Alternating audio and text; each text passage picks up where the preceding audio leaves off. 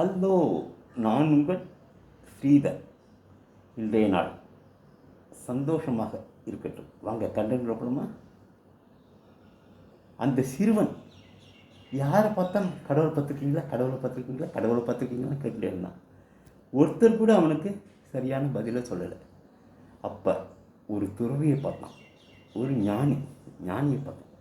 அந்த ஞானி சொன்னார், ஆம் கண்ணே, நான் கடவுளை பார்த்துக்கிறேன், வா உனக்கு காண்பிக்கிறேன் என்று தொடுதல் என்ற உணர்வின் மூலம் அவனை கடவுளை அவனுக்கு காண்பித்தார். காட் இஸ் எ ஃபீலிங் என்று அவனுக்கு உணர்த்தினார். பிற்காலத்தில் அந்த சிறுவனை ஒரு அனைத்துலக சமய மாநாடு சிகாகோ என்ற ஊரில் நடக்கும்போது எல்லா சமயக்குறவர்களும்